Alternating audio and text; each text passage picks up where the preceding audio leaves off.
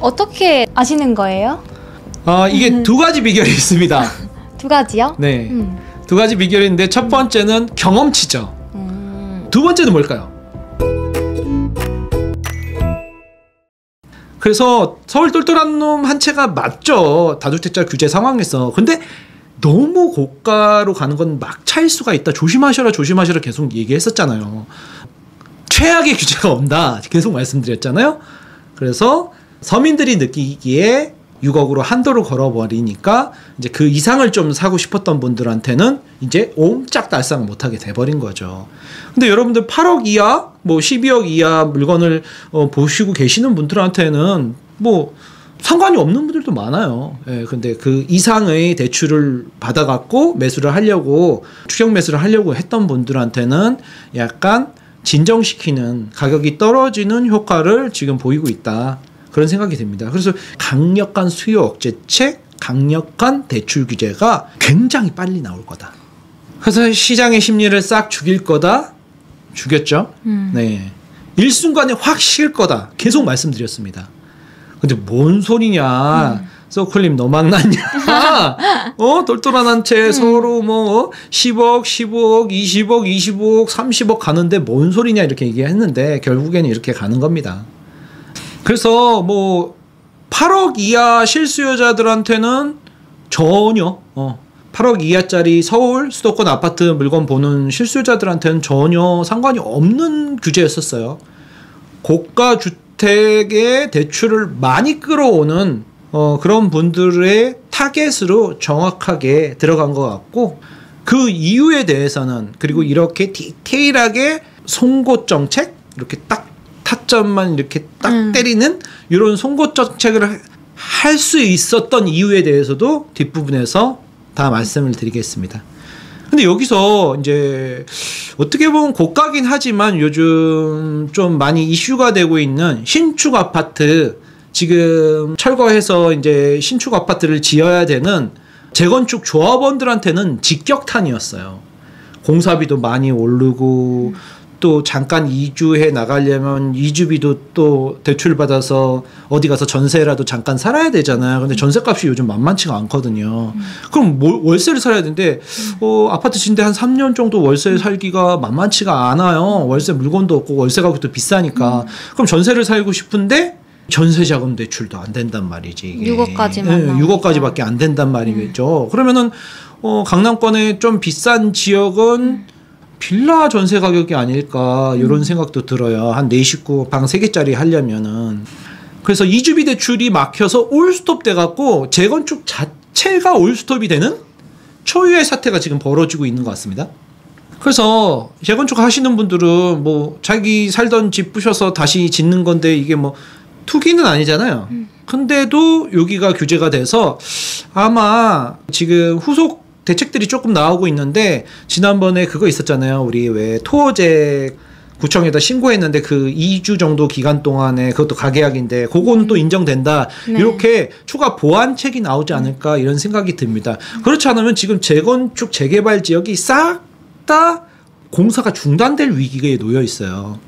그래서 뉴스에서 지금 계속 나오는 게 잔금 대출이 안 되니 싸게라도 팔자. 개포주공 5단지 2억 금매 나오고 막 이런 내용들이 나오고 있는데, 실제로 현장에서는 지금 돈이 없는 조합원들은 그렇잖아도 추가 분담금 공사비 이런 것 때문에 자기가 살던 집을 파는 경우도 많으시거든요. 근데 이제 뭐 지방으로 내려가신다는가, 어차피 팔려고 했는데 아파트도 부시고 다시 짓는데 여기 3년 기다리느니 내려가자, 이번 기회에 뭐 팔고 내려가지 뭐 이렇게 생각하시던 분들도 있었지만, 그렇지 않고 이제 조금 주변에서 좀 기다리다가 신축 아파트 들어가야지, 대출 좀 받아서 이렇게 해야지 했던 분들한테는 이제 날벼락이 떨어진 거죠.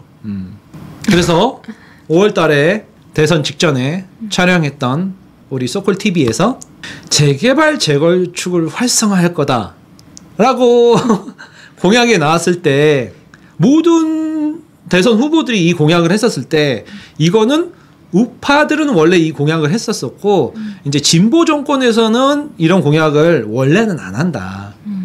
원래는 안 하는데 선거 전이라서 하는 것 같다라고 제가 말씀을 드렸었어요. 자료화면 보이시죠? 그래서 재개발 재건축 활성화는 진보 정권의 성향은 아니다. 재개발 재건축이 쉽지는 않을 거라고 그때 제가 말씀을 드렸었죠. 원래 반대 입장이었으니까 갑자기 이제 생각이 바뀌셨을 수는 있는데 평생을 진보 정권의 성향으로 살아오신 분이었기 때문에 갑자기 하루아침에 이게 몇 주 만에 몇 달 만에 이렇게 바뀌기가 쉽지가 않거든요. 이번 대선은 한 2달 정도였었잖아요. 짧았잖아요. 원래는 대선이 한 6개월 정도 장기 릴레이거든요. 그런데 이번에 짧은 기간 동안에 그렇게 2달 만에 사람이 확 바뀌기가 쉽지가 않거든요, 여러분들. 그래서 이거는 거기에 살고 있는 재개발 재건축이라고 하면은 아파트만 해도 음아파트 막 40년 되고 막 낡은 녹물 나오는 그런데 세입자들이 아주 전세금 싸게 전세가율이 30%인가 막 그래요. 지금은 더 매가가 더 올라가서 더 낮아졌겠는데 그래서 전세가율 한 20% 되는데 그 서민들이 산다 이렇게 해갖고 그 서민들을 쫓아내고 신축 아파트를 짓는다. 이거는 이제 정책 성향하고는 안 맞잖아요. 근데 그 사람들 다 나가라고 낸 다음에 거기다 신축 아파트를 지으면 서민들이 들어와 살 수가 없잖아요. 그러니까 진보 정권의 성향하고는 안 맞는다. 서민, 공공 그런 그 서민 위주의 정권의 성향하고는 안 맞기 때문에 저는 이게 이상하다 계속 말씀을 드렸었잖아요, 그때. 그리고 그때 6월 4일 날 타 채널에서도 출연했을 때도 이 얘기를 계속 했어요. 이거는 전 이상하다고. 정치인들의 스탠스가 쉽게 변하지가 않는데 왜 이번에는 이렇게 얘기를 했는지 지난 22년도 대선 때는 이 얘기를 안 하셨었거든요. 정반대되는 얘기를 했었는데 뭐 한 3년 만에 확 바뀐 거잖아요. 예. 재개발 재건축 활성화는 우파 정책입니다. 진보 쪽에서는 요거를 많이 시행을 안 해요. 그래서 이제 총정리 됐죠? 결과가 나왔으니까. 그래서 하반기에 더 센 게 온다. 근데 하반기 직전인 6월 27일 6개월 마지막 하반기에 팡 때려줬죠. 금요일 오전에.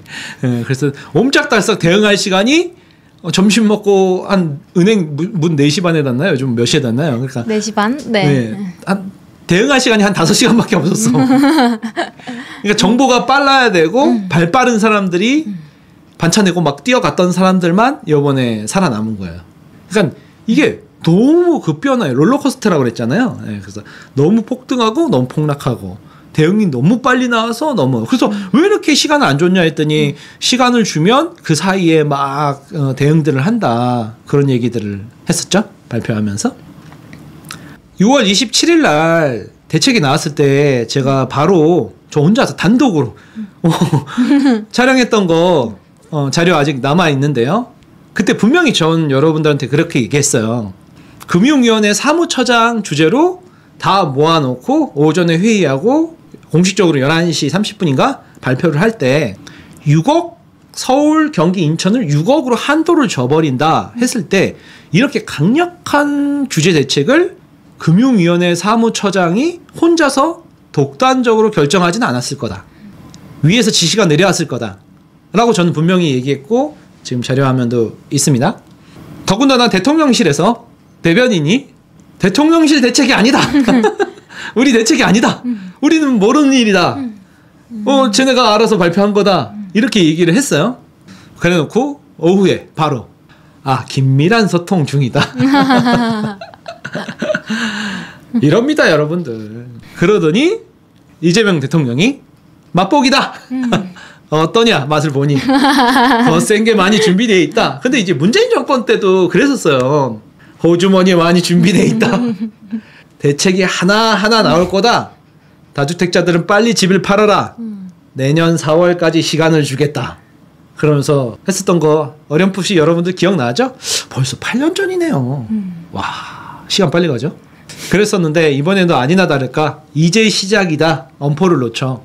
근데 내 집 마련하는 게 이게 그렇게 죄악시 될 일은 아닌 것 같은데 내 집 마련에 대해서 너무 이게 과도한 이렇게 돈 많은 사람이 집을 사는 거는 상관할 바 아니라고 서초구 연설에서 말씀을 하신 걸로 저는 기억을 하는데 자료 찾아보면 나옵니다. 근데 이렇게 원래 스탠스대로 돌아가신 모습을 보이고 있습니다. 그래서 더 센 카드가 뭐가 나올 건가 예측을 하시는데 뭐 당연히 대출 규제가 더 압박이 들어갈 거고 그 다음에 거래 규제 그리고 세금 규제가 순차적으로 기다리고 있다는 이야기겠죠. 앞으로 네. 대출 규제 이후에 네. 거래 규제 그리고 세금 규제 말씀해 주셨는데 네. 어떻게 아시는 거예요? 이게 두 가지 비결이 있습니다. 두 가지요? 네. 두 가지 비결인데 첫 번째는 경험치죠. 우리가 문재인 정권을 경험해 봤지 않습니까? 그죠? 이 게임을 우리가 다 해봤죠? 그래서 이번 게임은 시즌2. 근데 정확히 얘기하면 우리는 여러분들은 기억이 안 나실지 모르겠지만 저는 노무현 정권 2003년도서부터 2008년도까지 노무현 정권까지 해서 시즌3 우리 오징어 게임 시즌3 그래서 그런 경험치가 짬밥이라고 그러죠. 전문 용어로. 짬밥이 조금 있다 보니까 2001년도서부터 이제 내 집 마련 투자를 해보다 보니까 그런 부동산계에서 오래 있다 보니까 이렇게 흘러가는 스탠스를 알 수 있는 거고 두 번째는 뭘까요? 이거는 여러분들이 짬밥 필요 없이 바로 저처럼 모든 앞으로 펼쳐질 내용들을 미리 예측할 수 있는 겁니다. 저 알겠어요. 뭐예요? 책이요. 민주당에서 나온 책이요. 서쿠님이 추천해. 정답입니다. 이렇게 재미없게 맞춰버린다고? 이거잖아요. 네. 제가 선거가 대선이 끝나자마자 6월 4일날 교보문고로 갔어요. 그랬더니 아예 이재명 대통령에 관한 코너가 만들어졌더라고요. 그래서 뭐 만화책도 있더라고요. 어린 시절, 소년공 시절, 막 이런 얘기도 나와 있더라고. 재밌던데? 그래서 이렇게 보다 보니까 이재명 시대 경제 대예측, 막 이런 거. 와. 우리가 또 경제랑 관련이 되잖아요. 부동산 쪽이. 그러니까 이런 거를 미리 읽어보면 그래도 지식이 좀 풍부해지면서 대응 능력이 생기는데 우리 소클TV 보시는 분들은 부동산에 관심이 많으시잖아요. 그럼 뭘 봐야 될까요? 이 수많은 이재명 대통령 관련된 책에 대해서. 책 중에서. 이재명 대통령이 속한 민주당에서 발간한 책? 그렇죠. 거기서 나온 책도 당연히 봐야 되지만 저는 우선 그 문재인 정권 때도 그랬지만 그 김현미 장관이라든가 아니 김수현 과천 아저씨 그런 분들이 처음 등장했을 때 처음 보니까 저분들이 뭐지? 문재인 대통령이 중요하지 뭐 그러면서 크게 중요성을 안 뒀었어요. 그랬더니 그 진보 정권의 성향에 맞게 이렇게 스탠스가 나오나 보다 했는데 진보 정권 안에서도 강성파가 있고 중도파가 있고 온건파가 있더라고요. 어느 정당이나 그렇겠죠. 그런 사람들의 성향? 뭐 이런 것들을 조금 알면 도움이 되겠더라고요. 그래서 이번에는 경제책도 보지만 이제 그분들의 어떤 분들이 이재명 대통령의 사람들 제목 자체가 지난번에도 한번 얘기했었죠. 이재명 대통령의 사람들 해갖고 이재명 시대의 파워 엘리트 이렇게 매일경제, 한국경제 신문 양쪽에서 신문사 양쪽에서 그 인물들을 분석해 놓은 거 등장인물이라고 그럴까? 우리가 앞으로 5년 동안 우리나라를 이끌어갈 어떻게 보면 리더들이죠. 리더 그룹의 등장인물들. 그러니까는 뭐 삼국지로 말하면 유비, 관우, 장비, 제갈량 막 이렇게 있잖아요. 조조도 있고 막 그런 등장인물들이 어떤 사람들이 있나 미리 이렇게 알아보고 그분들이 뭐 살아온 세월 그분들이 낸 책까지 이렇게 들여다보면 좋겠더라고요. 그래서 우선 이재명 시대의 파워 엘리트 여기 그리고 이재명 사람들이라는 제목의 책 2권을 여러분들한테 추천을 드립니다. 왜? 앞으로 어떤 분들이 어떤 정책을 할지를 미리 가늠해 볼 수 있어요. 그래서 지금 벌써 경제성장수석으로 하준경 한양대 교수님이 됐죠. 인선이 됐죠. 그리고 사회수석으로 문진영 서강대 사회복지행정학 교수님이 요분이 또 되셨죠. 근데 요분들이 이제 또 경제 사회 분야를 정책을 만들고 조율하고 이렇게 하시는 분들이에요. 그래서 이재명 엘리트 그룹에 리딩을 하실 분들이잖아요. 그래서 요분들에 대해서 이렇게 보면은 이 책이 다 나와 있습니다. 검색해서 나무위키 같은 데 보면 자세히 나와 있는데 이 책에는 그렇게 하나하나 검색하는 것보다 이렇게 책 뭐 한 2, 3만 원의 돈으로 그 엘리트 그룹의 모든 사람들을 다 한 묶음으로 볼 수 있으면 책의 가치는 충분히 하다고 봅니다. 그래서 이분들이 주장하는 이재명의 경제 책사 하준경 교수님, 그리고 문진영 교수님은 포용적 복지국가 구상의 조력자, 이렇게 키워드 달고 이제 자세한 설명들이 나와 있죠. 그리고 이한주 국정기획위원장님이 대신 이한주 교수님, 가천대 교수님이셨어요. 경제학과 교수님. 오랫동안 이재명 대통령 옆에서 책사 역할을 하셨죠. 그러니까는 삼국시로 말하면 제갈량 정도? 그리고 이한주 국정기획위원장 요분 얘기도 잘 나와 있고요. 그리고 뭐 기본주택 있잖아요. 예전부터 이재명 대통령이 많이 말씀하신 기본주택의 설계를 하신 분들도 많이 요 책에 나와 있습니다. 최근에는 이 뉴스 보셨나요?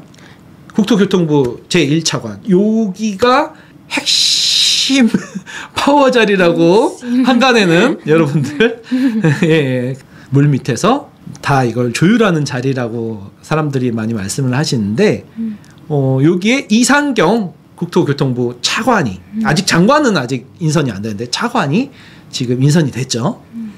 요 분이 또 이제 불로소득 환수를 강조한 부동산 개혁론자, 진보 개혁론자시고 부동산 책사로 이재명 대통령한테 많은 조언을 하고 하시는 분이죠.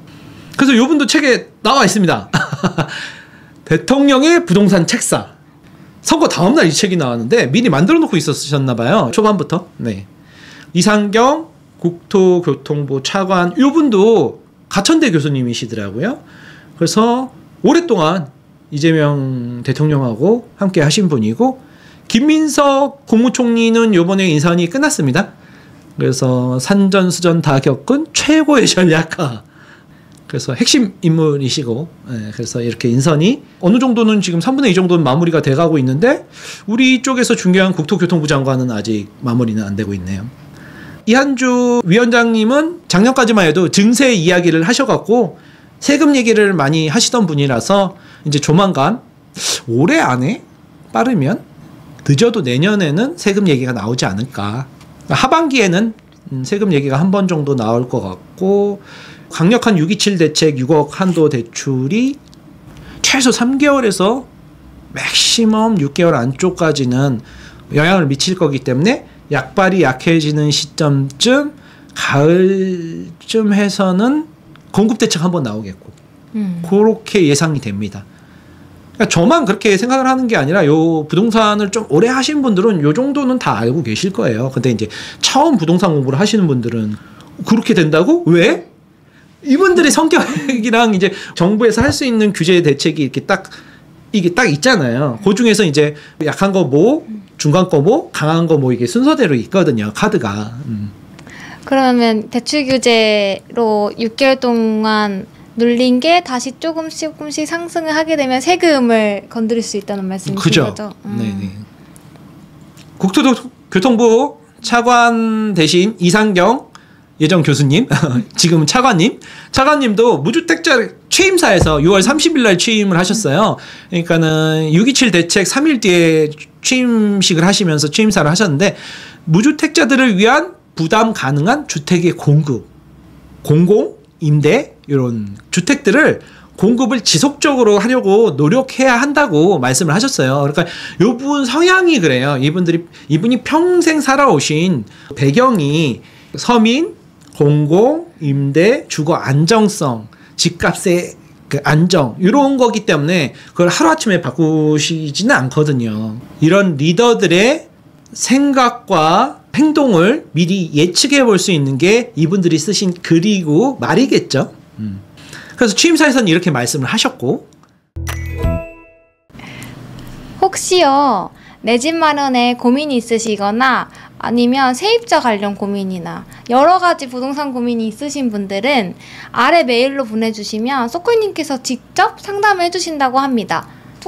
이 자리에서 전화 상담을 해드립니다. 오, 혹시 무료로 진행되나요? 네, 무료입니다. 오, 네, 무료인 만큼 많은 메일 부탁드리고요. 그 양식에는 사시는 곳이나 아니면 직장 위치, 나이 간단하게 설명해 주시면 저희가 상담해 드리는데 더 많이 도움될 것 같습니다. 그러면 많은 신청 부탁드립니다. 네. 많이 보내주십시오.